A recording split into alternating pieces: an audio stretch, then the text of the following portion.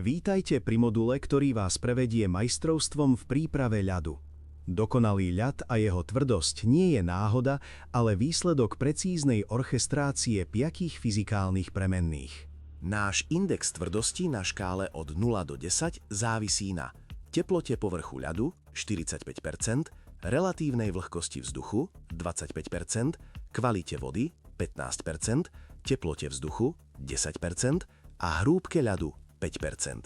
Každá odchýlka od optima znamená sťažnosti hráčov alebo tisíce eur spálených v kompresoroch. Poďme sa pozrieť na grafy závislostí jednotlivo. Na grafe vidíme, že optimálny rozsah teploty povrchu ľadu sa nachádza okolo hodnoty minus 4,3 stupňa Celzia, kde index tvrdosti dosahuje ideálne hodnoty. Fyzikálne tu pôsobí fenomén premeltingu.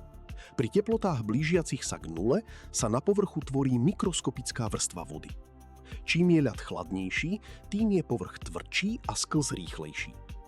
Obrovským problémom je podchladzovanie betónovej dosky naslepo, vplyvom čoho má povrch ľadu napríklad teplotu minus 7 stupňov Celzia namiesto minus 4,3 stupňa Celzia.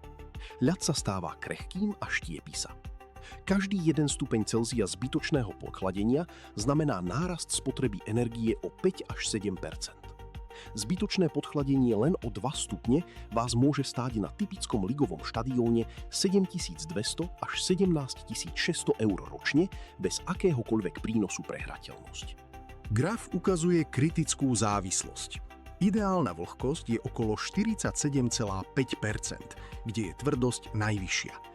Ak vlhkosť stúpne nad 55%, tvorí sa na ľade mikrofilm kondenzátu a ľad je ťažký a mäkký. Naopak, vlhkosť pod 35% spúšťa sublimačnú eróziu a ľad stráca hmotu. Ignorovanie rostného bodu núti systém MAR chladiť naplno, aby prebytočnú vodu neustále domrazoval. Vlhkostná bariéra spôsobuje pokles efektivity prenosu chladu až o 20%. Absencia odvlhčovania, ktorá sa kompenzuje kompresorom, znamená priemerné straty 6 000 eur až 21 000 eur za rok. Z grafu jasne vyplýva, že čím je hodnota TDS, celkové rozpustené látky, nižšia, tým je ľad tvrdší. Čistá voda mrzne rýchlejšie a tvorí pevnú mriežku. Vysoké TDS, napríklad vápnik, horčík, narúša väzby. Ľad je pórovitý, biely a plný izolačného vzduchu. Pórovitý ľad izoluje. Systém MAR musí nastaviť teplotu glykolu o 1 až 2 stupne nižšie, len aby ľad na povrchu držal. Táto zlá tepelná vodivosť vrstvy spôsobuje až 10% nárast záťaže chladenia. Dodatočné mrazenie nekvalitnej vody tvorí skrytú daň, ktorá môže dosiahnuť až 10 500 eur ročne. Tento graf ilustruje mierny, ale dôležitý pokles tvrdosti pri zvyšujúcej sa teplote vzduchu. Teplý a vlhký vzduch nad ľadom ohrieva povrch konvekciou a sálaním, čím mäkčí povrch bez ohľadu na silu chladenia v betóne. Zle nastavená vzduchotechnika, ktorá fúka teplý vzduch priamo na ľadovú plochu miesto na tribúny, znižuje účinnosť chladenia o 5 až 10%. Pretláčanie sa medzi vykurovaním haly a chladením dosky znamená stovky eur mesačne prepálených do prázdna. Krivka tvrdosti je tu nekompromisná. Ideálna hrúbka je 35 mm. Ľad pod 25 mm je krehký, zatiaľ čo ľad nad 40 mm funguje ako dokonalý tepelný izolant, ako polystyrén. Cez ten sa chlad nedostane na povrch.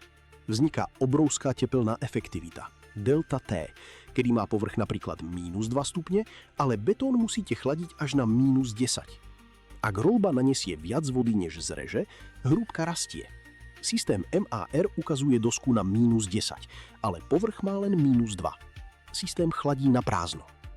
Každý 1 mm ľadu nad 30 mm predstavuje plus 4% spotreby energie.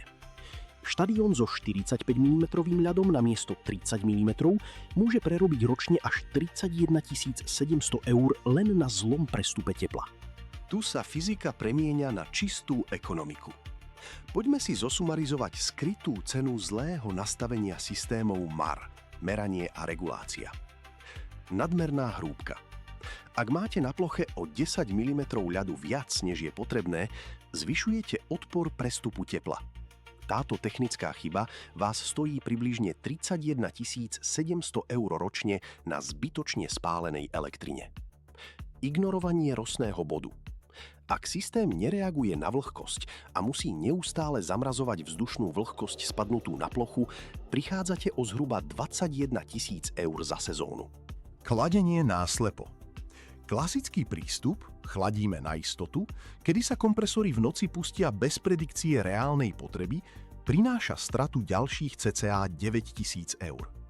Celkovo sa tu bavíme o potenciáli úspor, ktorý môže narásť až na 61 700 eur ročne pre ligový zimný štadión. A to nespomínam fakt, že optimalizáciou týchto strát získate nielen ušetrené peniaze, ale aj dramaticky lepšiu, tvrdšiu a rýchlejšiu kvalitu ľadu pre hráčov. Na tomto slajde sa pozrieme na dva javy, ktoré bežným okom nevidíte, ale vaša peňaženka a kompresory ich cítia okamžite. Zdravý versus chorý ľad. Vľavo vidíme zdravý ľad. Má malú tepelnú efektivitu, čiže absolútny rozdiel teplôt delta T. Ak má povrch ľadu -4 stupne a betónová doska -6, chlad plynule prechádza nahor. Vpravo je chorý ľad. Delta T je obrovské. Povrch má -2, no vy musíte betón chladiť až na -10. Prečo? Lebo veľké delta T znamená, že draho chladíte betón, ale chlad neprechádza ku korčuliam hráčov kvôli izolačnej vrstve hrubého alebo pórovitého ľadu. Rostný bod. Toto je fyzikálny zlom. Je to presný okamih, kedy vzduch v hale už nedokáže udržať vlhkosť a doslova ju odhodí na váš ľad. Výsledkom sú mikrokaluže na ploche, tupé korčule hráčov, biela hmla nad ľadom a okamžité masívne preťaženia kompresorov, ktoré musia túto novú vodu zmraziť. Ako dosiahnuť špičkový ľad? Závisí to od vašich technológií. Zlatý štandard, ak máte vzduchotechniku a demifiltráciu. Voda, používate demivodu z TDS pod 20 ppm. Mrzne dokonale číro a umožňuje vám nastaviť teplotu glykolu o stupeň teplejšie. Vzduch, vzduchotechnika drží vlhkosť striktne na 45 až 50 %. Rostný bod je bezpečne mimo ľadu. Údržba. Roľba aplikuje len tenký film vody s teplotou 60 stupňov Celzia pre okamžité spojenie vrstiev. Partizánsky mód, ak nemáte vzduchotechniku ani demivodu. Voda. Aplikujete extrémne horúcu vodu, 75 stupňov Celzia a viac z roľby. Teplo pomôže prirodzene odplyniť vodu, čím čiastočne suplujete chýbajúcu demifiltráciu. Vzduch. Odstránenie vlhkostí riešite manuálnym odsávaním vody z rohov a nočným mikrovetraním, ak to počasie vonku dovolí. Údržba. Vyžaduje sa brutálna kontrola hrúbky ľadu. Pravidelne musíte vykonávať hĺbkové hobľovanie a nesmiete prekročiť hrúbku 30 až 35 mm. Celkový potenciál úspor pri správnom nastavení mar a procesov môže na bežnom štadióne dosiahnuť až 61 700 eur ročne. Dnes už nemusíme čakať, kým sa ľad pokazí, alebo kým nás prekvapí astronomický účet za elektrinu. Prechádzame od jednoduchej reakcie k predikcii a využívaniu umelej inteligencie. Prvým krokom je šikovný zber dát, čo znamená definitívny koniec papierovým výkazom a zošitom. Elektronické formuláre odosielajú dáta priamo z ľadovej plochy do cloudu s nulovým oneskorením. Systém následne v reálnom čase analyzuje situáciu a okamžite počíta index tvrdosti aj tepelnú efektivitu. Proaktívny AI engine nečaká na zhoršenie podmienok, ale včas vás upozorní. Môže vám napríklad zahlásiť: zajtra bude plus 15 stupňov a vlhkosť 60%. Znížte glykol a zapnite vzduchotechniku už dnes v noci, inak ľad zajtra o 14:00 zmekne. Aby sme spoločne posunuli kvalitu ľadu na vašom štadióne do 21.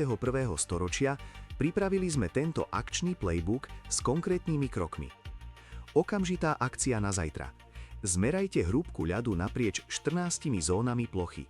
Všetko, čo je nad 38 mm, nekompromisne zrežte roľbou a nezabudnite revidovať výkon a filtre vašich zmäkčovačov a odvlhčovačov. Optimalizácia mar do 30 dní. Naprogramujte si vo vašom systéme alarmy priamo na kritickú hodnotu rostného bodu.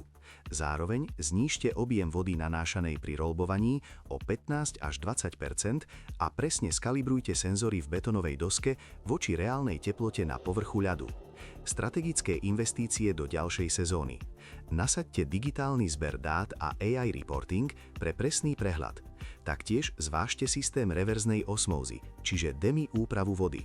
Ak sa pýtate na návratnosť, tieto investície sa vám splatia z úspor za inak zbytočne prepálenú elektrinu.